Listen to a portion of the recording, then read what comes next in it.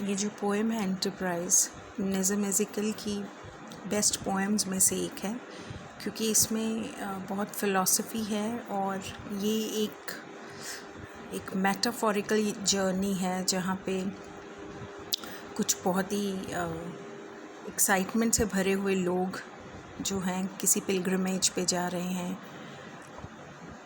और हाँ ये जो एंटरप्राइज़ है जो उन्होंने जब बिगिन किया तो पूरी हाई स्पिरिट में है ये। कुछ मिडल में जाके सेटबैक्स आते हैं इनको, फाइनली वो अपनी डेस्टिनेशन रीच कर जाते हैं और फिर they doubt the importance of all the struggle, of all the trouble they took during the journey. तो towards the end of the poem there is this feeling of uselessness, futility feel होती है उनको, और वो महसूस करते हैं that home is where we have to gather grace। ये एक जो पोएम है ये नैरेटिव पोएम है, तो जो एक मैसेज है इस पोएम का, ठीक है। तो जैसे हम पढ़ते हैं, पहले भी हमने कहा है कि कुछ ऐसी राइटिंग्स होती हैं जो मॉरलिस्टिक होती हैं, वो डायडेक्टिक होती हैं, वो कोई टीचिंग देते हैं। तो ये जो पोएम है it is a didactic and a narrative poem. इस पोएम को इफ़ वी लुक क्लोजली बहुत ज़्यादा सिंपल लैंग्वेज है। 6 स्टैंजास हैं इस पोएम के, 5 लाइन्स ईच, और rhyme scheme if you see it's ABABA। तो simplicity of the language has the profound message, वो philosophy है जो पोएट शेयर कर रहे हैं अपने रीडर्स के साथ। अब जब भी अटेम्प्ट करेंगे नज़म एज़िकल पे अपना एक आंसर जो है, आप ज़रूर ज़िक्र करेंगे नज़म एज़िकल की जो एक बायोग्राफ़ी है, शॉर्ट बायोग्राफ़ी, उसका ज़िक्र ज़रूर करेंगे in the beginning of your answer. You will talk about the time period 1924 to 2004 of this poet, Jewish poet, playwright, actor and critic, ठीक है। ये भी जिक्र करेंगे that he is called the father of the modern Indian English poetry. You can talk about his stay in Mumbai and London, ठीक है। और क्या इम्पोर्टेंट है आंसर में डिस्कस करना, हाँ उनकी कुछ बुक्स के बारे में आप बात कीजिए, जैसे कि उनकी कलेक्शन है time to change. There are many books that he wrote, the discovery of India, the unfinished man, hymns in darkness, later day psalms, और you will also mention the Sahitya Akademi award that he was given in 1983 और Padmashri award in 1988, right. ये answer में लिखना ज़रूरी है। Now we see the poem. Poem की शुरुआत में ही जो है जो पोएट और स्पीकर, हम कई बार कहते हैं कि एक पर्सोना है पोएम में।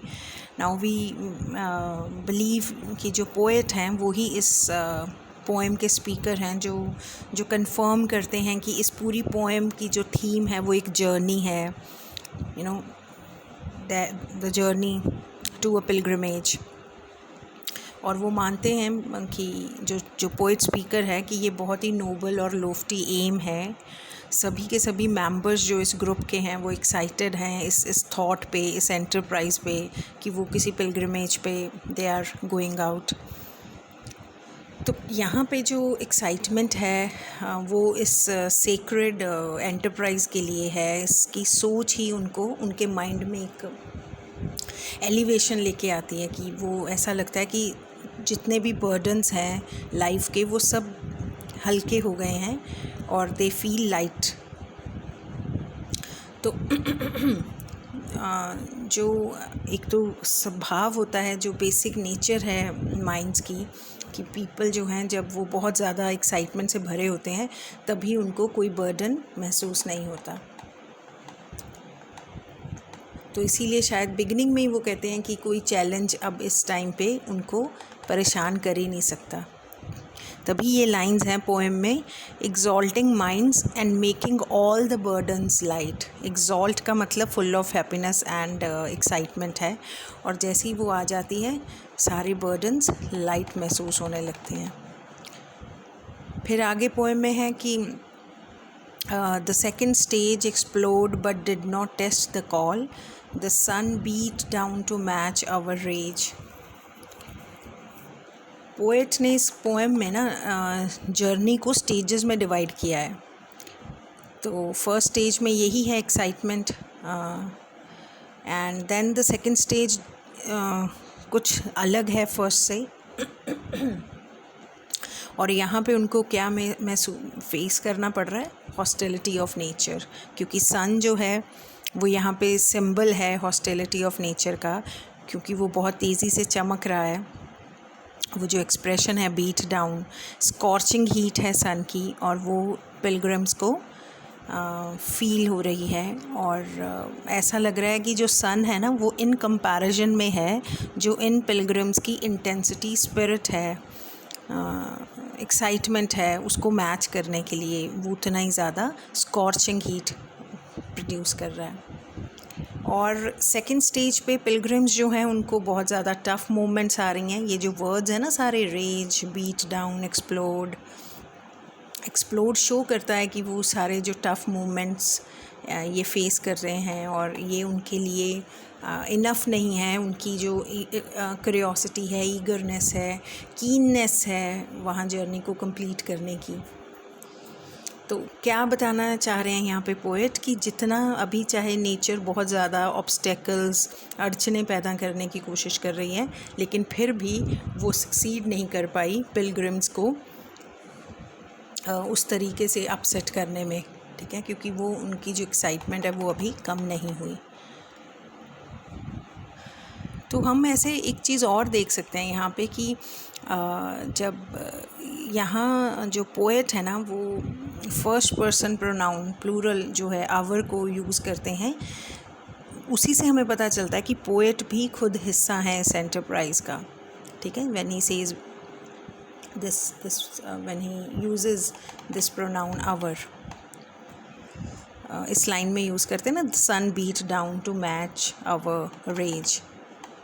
फिर तो उसके बाद नेक्स्ट टेंसा में he talks about we stood it very well I thought, observed and put down copious notes on things the peasants sold and bought, the way of servants and of goats, 3 cities where a sage had taught। तो यहाँ पे जो speaker हैं वो यही पहले तो analyse करते हैं कि सब कुछ बहुत अच्छे से जा रहा था हमारी उस एंटरप्राइज, उस जर्नी में, और वो इसको बहुत पॉजिटिव लेते हैं कि all the pilgrims could withstand जो आउटरेज, जो स्कॉर्चिंग हीट सन की रेस से आ रही थी। तो वो सब क्या कर रहे थे, observed and put down copious notes. तो ऐसा लग रहा था कि वो अपने आप को बिज़ी रख रहे हैं, कुछ लेंदी नोट्स लिख के।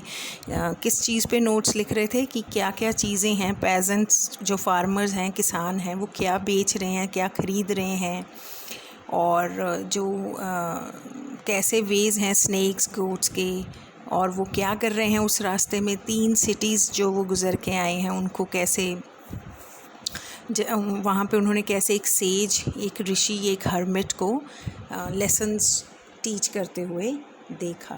तो वो सब वो रिकॉर्ड कर रहे हैं। तो यहाँ पे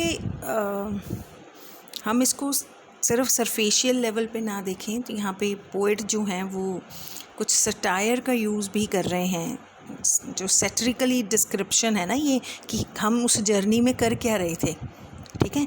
अब इसको ज़रा ऐसे समझिए आप कि वो बताने की कोशिश कर रहे हैं कि लोग जो है ना वो कैसे डिस्ट्रैक्ट हो जाते हैं जब वो जिस मेन मिशन पे वो चले हैं, ठीक है, उस पर फोकस करने की बजाय they get distracted from the main mission. और फिर वो क्या करते हैं, they waste their time, their energy. और क्या कर रहे हैं वो, ये जो वेस्ट कर रहे हैं अपना time, energy, they by taking notes on these aspects of life, mundane aspects of life, या फिर क्यूरियोसिटी से भरे हुए हैं, जो उस क्यूरियोसिटी से भरे हैं जो उनका एम, उनका गोल नहीं है। तो क्या हो गया उनका डिस्ट्रैक्शन? अनइम्पॉर्टेंट थिंग्स पे। और वो ऑब्ज़र्व कर रहे हैं, नोट्स बना रहे हैं उन सिटीज़ पे जहाँ पे उनका कोई कंसर्न भी नहीं है, कि क्या समझाया, अगर वो सेज की बात को लिख भी रहे हैं उसका क्या मैसेज था। So what the teaching and what was his message, इसका तो कोई कंसर्न ही नहीं था उनको। So moving forward in the poem, but when the differences arose on how to cross a desert patch, we lost a friend whose stylish prose was quite the best of all our batch. तो एक ऐसी stage I journey में जहाँ पे differences arrows हुए opinions में। कुछ members agree नहीं हुए इस बात पे कि हम इस पैच ऑफ डेजर्ट को कैसे क्रॉस करेंगे, और रिज़ल्ट क्या हुआ कि जो बहुत अच्छा प्रोज़ राइटर था, हम में से बहुत बौद्धिक इंसान था, इंटेलेक्चुअल इंसान था, वो हमसे अलग हो गया, हमारे ग्रुप से। तो हमने अब यहाँ पे क्या देख रहे हैं कि एक ऐसी होली जर्नी जो एक नोबल कॉज के लिए शुरू की थी, अब उसमें कोई इंटेग्रिटी रही नहीं। अब लोग क्या हो गए हैं, उनके अपने ईगोज़ आ गए हैं, छोटे छोटे जो ट्रिवियल मैटर्स हैं उस पर कंसंट्रेट कर रहे हैं। उनका मेन कंसर्न अब रास्ता जो है वो रह गया है। कंसर्न क्या रह गया है? The way. और जो होना चाहिए कंसर्न वो है द अल्टीमेट एम, उस पर तो उनका कंसर्न ही नहीं है। तो जो सीमिंगली इंटेलेक्चुअल हैं, जो दिखाते हैं कि वो इंटेलेक्ट से भरे हैं, उनको भी ये सोच नहीं है, such people do not bother कि वो रिकंसाइल कर लें वो डिफरेंसेस को, और सभी मेंबर्स को टुगेदर दे होल्ड। और आयरॉनिकली क्या हो रहा है यहाँ पे कि वो अपना रास्ता अलग कर देते हैं। A shadow falls on us and grows. So एक फ्रेंड जैसे ही हमारे ग्रुप से लीव करता है, एक शेडो फॉल्स ऑन अस। कौन सी शेडो है ये? फ्रिक्शन, कॉन्फ्लिक्ट, मतभेद, जो इस पूरे एंटरप्राइज को कवर कर लेती है। और फिर वो शेडो, वो जो कॉन्फ्लिक्ट है, वो बढ़ता जाता है। अब क्या है, किस चीज़ की कमी हो गई है? उस ज़ील, उस एक्साइटमेंट की जिससे उन्होंने इस एंटरप्राइज को बिगिन किया था। Another phase was reached when we were twice attacked and lost our way. तो जर्नी के अगले फ़ेज़ में कुछ लोकल, कुछ एक्सटर्नल फोर्सेस उन पे अटैक करते हैं, और इसी वजह से वो अपना रास्ता भटक जाते हैं। They lose the track of their way. तो उनको ऐसे लग रहा है अब कि पहले तो एक क्वेस्ट है जहाँ पे उन्होंने खुद को बचाना है, ठीक है, और फिर उस टाइम पे उनको ये भी एहसास नहीं रहा कि they lost the way to the ultimate aim. तो ये सारा कुछ सिम्बल्स की तरह है, ये सारा सिम्बॉलिक है। हम ह्यूमन बींग्स जो हैं, जब हमें ऑपोजिशन, क्रिटिसिज्म मिलती है अपने फेलो ह्यूमन बींग्स से, जब हम अपनी वे ऑफ लाइफ पे हैं, तो कई बार हम अपना रास्ता भटक जाते हैं। जब या तो हम मिसगाइड होते हैं दूसरों से, या हमारे अंदर हॉस्टिलिटी आ जाती है, नफ़रत, घृणा आ जाती है। और भी हम लोग we find ourselves in trouble. जब हम ऐसे हो जाते हैं मुश्किल में, तो हम लार्जर पर्सपेक्टिव को भूल जाते हैं, और फिर हम क्या करते हैं? We run after these narrow interest. A section claimed its liberty to leave the group. तो एक हिस्सा है, एक सेक्शन है ग्रुप का, जो अब अपने आप को फ्री करना चाहता था, और क्या करना चाहता था? इस ग्रुप को छोड़ के नया ग्रुप बनाना चाहता था, क्योंकि वो शायद अनहैप्पी थे लीडरशिप से, तो उनकी डिसएग्रीमेंट बढ़ती गई। I tried to pray, our leader said he smelt the sea. अब एक ऐसी सिचुएशन जहाँ पे नैरेटर के पास कोई और ऑप्शन नहीं रही, बट वो प्रे कर रहा है। ही प्रेड कि जो गॉड हैं वो ही शायद इस इशू को सॉल्व कर दें। ग्रुप लीडर भी खुद को हेल्पलेस महसूस करता है, और वो he is trying to assure everyone कि हम बिल्कुल, he smelt the sea means they are approaching the sea, और जो डेस्टिनेशन है वो बिल्कुल it's near, it's at the end. We notice nothing as we went, a struggling crowd of little hope. तो फिर जो ये तो एक जब एक ऐसी होप थी जो फॉल्स होप हमें हमारे लीडर ने दी थी, क्योंकि जैसे ही वो आगे बढ़े उनको कुछ नहीं देखा, वी नोटिस नथिंग। अब क्या था वहाँ पे, they now looked like a group of aimless hopeless wanderers, ignoring what the thunder meant, deprived of common needs like soap. Some were broken, some merely bent. तो इतना थक गए थे कि उनको ये भी समझ नहीं आ रहा था कि थंडर जो है, ignoring what the thunder meant, you know what thunder meant, ऐसी डायर ऐसी कंडीशन में थे कि अब उनके पास कॉमन नीड्स भी फुलफ़िल नहीं हो रही थी, जैसे सोप है। और इस एक्सप्रेशन का मतलब जो ये है ना, इग्नोरिंग व्हाट द थंडर मेंट, इसका मतलब ये भी हो सकता है कि these people ignored their inner self, what the inner self suggested, वो सब से इग्नोर कर रहे थे। उनको कोई आइडिया नहीं था कि व्हाट वाज हैपनिंग अराउंड, क्योंकि एक तो वो बहुत ज़्यादा थके हुए थे, कम्प्लीटली एग्जॉस्टेड थे वो, और उन्होंने अपना फेथ खो दिया था, they lost their faith bye now. तो पूरा जो एंटरप्राइज़ है वो अब क्या रिड्यूस होके क्या रह गया है, एक मोटिवलेस रिचुअलिस्टिक एक्सरसाइज, सिर्फ एक रिचुअल है जो पूरा करना है। फिज़िकली ड्रेन हो गए थे वो, कुछ तो ऐसे मेंबर्स थे जो चल भी नहीं सकते थे, ठीक है, और कुछ बेंट हो रहे थे with pain. When finally we reached the place we hardly knew why we were there. इतनी सारी डिफ़िकल्टीज़ फेस करने के बाद जब वो फाइनली डेस्टिनेशन रीच करते हैं, then they began wondering why they had been there. और उनको ऐसा लगता है कि ये जो जर्नी है ये बिल्कुल भी मीनिंगफुल नहीं थी। The trip had darkened every face, our deeds were neither great nor rare. Home is where we have to gather grace. तो ये जो जितनी हार्डशिप्स उन्होंने जर्नी की फ़ेस की, उन्होंने उन हार्डशिप्स ने हर एक का फेस डार्कन कर दिया, but they felt it was not worth the effort. वहाँ पहुँचने के बाद उनको महसूस होता है कि कुछ ऐसा एक्स्ट्रा ऑर्डिनरी तो था ही नहीं यहाँ।